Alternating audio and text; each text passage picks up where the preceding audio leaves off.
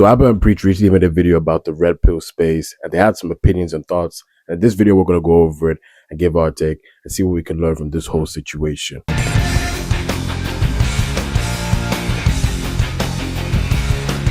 So for those of you who have a job like me and don't really keep up to date with these situations, don't worry, I got your back. Let's get into it. So for context, if you guys don't know, Abba and Preach are a duo YouTube channel.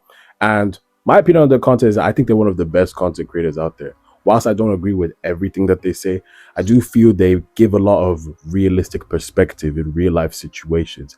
I also do feel like they really put a lot of thought into their work. Again, like I said, they ain't perfect, but nobody is. I'm not even perfect myself, but shout out to Abba and Preach. I think they've really inspired me to get on this YouTube space and actually really evaluate my life a lot more. So yeah, shout out to them. They had like opinion on the red pill space. To be fair, they've had an opinion on the red pill space for ages, and that is that they are too extreme. They do agree with some of the things the red pill says, but ultimately they don't align with that because they feel it's too extreme. And I think that's very fair. The red pill can be extreme, and for those of you who don't know who the red pill is, think about like people like Andrew Tate and Fresh and Fit. Obviously, they give the red pill a bad name. But realistically speaking, what the red pill is a ideology that just reveals truths about a situation. It kind of brings you out of a mindset to think in a more independent mindset. At least that's what the aim is supposed to do. The problem is a lot of people have now used this red pill mindset to actually do the opposite of that. And whilst they are breaking free from normal, conventional things, they still end up being in this hive mindset where they think they're lying, and they think they're all awakened and everything like that. But ultimately, they've just fallen into the same trap, just with different titles and different subtext and different everything like that.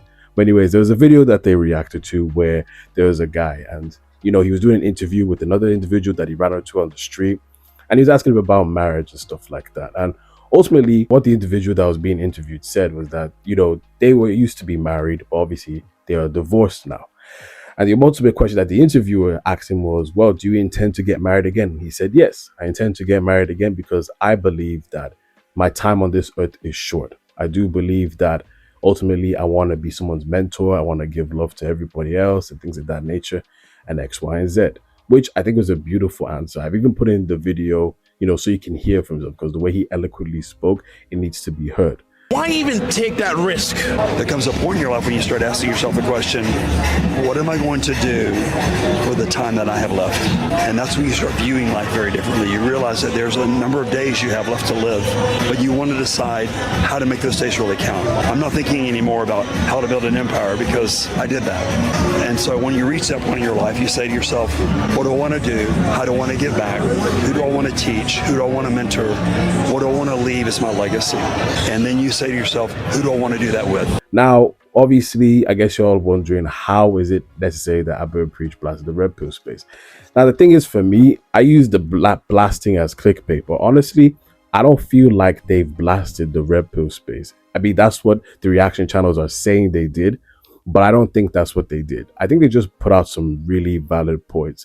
I guess one of the important points that Abba spoke about in the video was that ultimately people do want to get married. Men do want to get married. The red pill space proposes that, you should sleep around with loads of girls. Well, it's not meant to do that, but a lot of people have turned it into that and, have strayed away from being married because it's too dangerous and things of that nature. That's the ultimate kind of fear-based mindset that the red pill is in.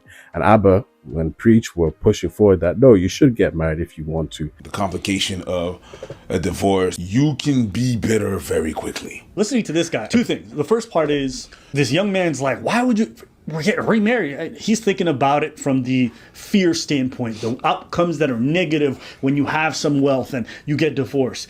But if you listen to the man who's actually been through it, he don't speak with it with like this tremendous pain or whatever it is. He's looking towards the future and be like, oh, listen, I don't got much time in this world. Like, my days are numbered. So what am I here to do? He said, I wanted to mentor. Who do I leave my legacy to? Who do I help? He's not thinking about Hugh Hefner trying to fuck, because that's just not. That shit becomes less and less content and joy as you get older. The only thing this man's focused on is how does he give back. That's his words. And I identify with that because even in me in my 30s, I've already weaned off of that shit so much. It's generally dudes who have some level of dysfunction in their life who are still on that like, fuck bitches, get money up.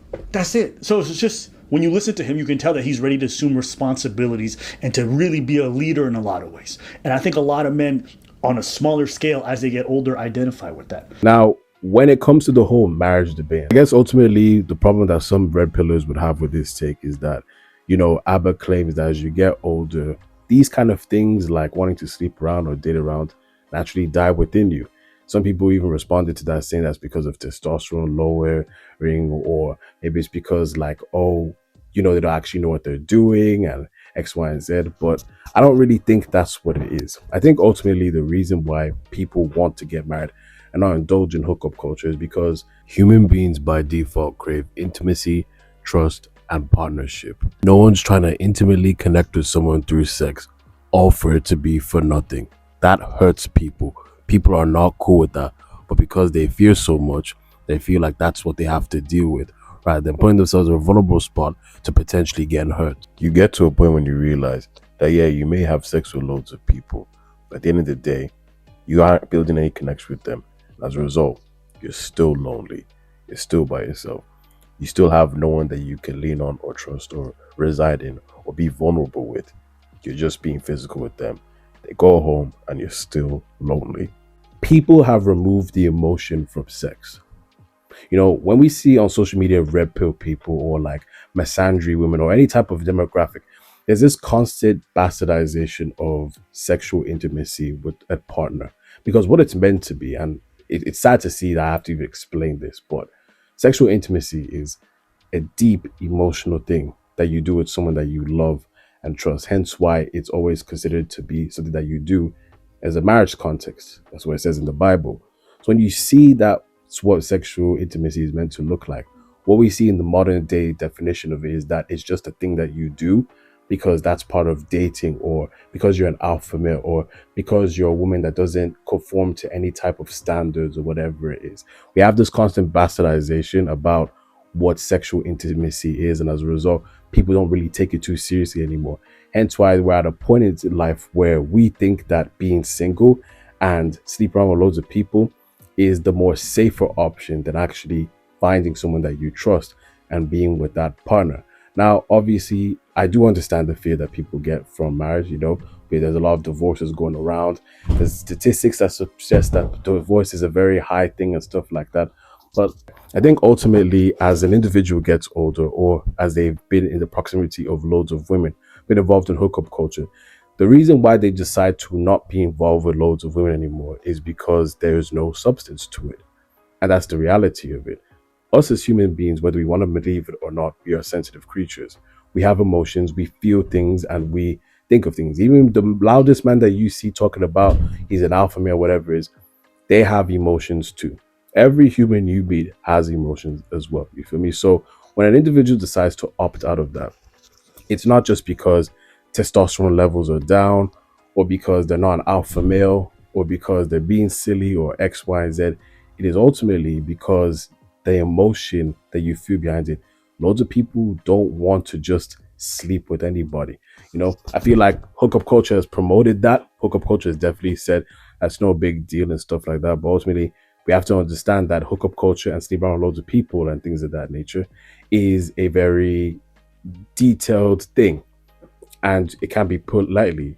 Growing up as someone in my younger years, I'm 24 now, but when I was in my 20s, 21, 22, stuff like that, when I was involved in that promiscuous lifestyle, it stemmed from the desire came from pornography. So as you see, you watch pornography, and as the more you watch pornography, the more you start to think in your head that sex is not really a big deal. And as you grow older, thinking that sex is not really a big deal, naturally, when you do it with someone or you start doing it with a lot of people, you think it's just sex. And because you think it's just sex, you have this kind of like, not necessarily hype towards it, but longing to do it because you want to see what the hype is about and try it out. And then you then have this pleasure, this high moment where you have a roster, or you sleep around loads of people, or just do your thing. But as you grow older and see the details of it, you start to have a lot more thought process. For example, me, the reason why I stopped is obviously because I'm a Christian. But because I'm a Christian, when I was doing that kind of fornicating silly lifestyle, God really put a mirror to my face, and it made me think of a lot of things that are going on. For example, some of the women that I would just do that with, I had no intentions of being in a relationship with, but some of them fully intended to be in a relationship with me. Some of them fully intended to be with me in the sense that they thought that if they do that, well, it will lead to something more long term. Some people have really bonded with me over that because they haven't trusted anyone else with their body apart from me. Some of them have never felt a connection with me like they have felt with anyone else. Some people have had the deep mental thought process of jumping through hoops to justify why they should do that, even though it seems like a big risk and things of that nature, and all other sorts. And it made me realize that I've done good people dirty. You know, I've done people who have wanted something more serious dirty when really what I should have done is not use them and throw them away, but rather just left them where they were. And obviously, when I look back at those actions, I start to feel bad sometimes because it's not meant to be like that. You know, sex is such a personal and intimate thing to the point you're literally getting naked with someone and sharing genitals and stuff like that. It's not something to be played with lightly. It's not something that you just look at and you just, dismiss it as if it's nothing. It is actually a very big deal. And society is missing that nowadays. I think one of the biggest things that's killing society and pushing people to these red pill spaces or these misandry places because people are hurt and the thought of sex has been bastardized. And because the thought of sex has been bastardized, a lot of people go down this road thinking that hookup culture is the way. When they get to the end of that rainbow, they realize, what am I doing with my life? This has no substance to it. I haven't got a connection with anybody, or maybe I got attached to someone and didn't like me back. They just saw me as sex when really I saw them as a future, whatever it is, or they've hurt somebody else.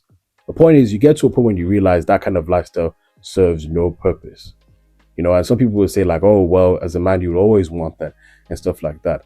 No, that's not the case. I can confidently say it's not the case because once you've been around a lot of women, I've been around a lot of women, I realized this isn't what I want to do, and I'm in a wonderful relationship, 3 years, definitely someone that I'm going to marry. When I look at this woman and the amount of satisfaction I get, just being with her and, all kinds of stuff like that.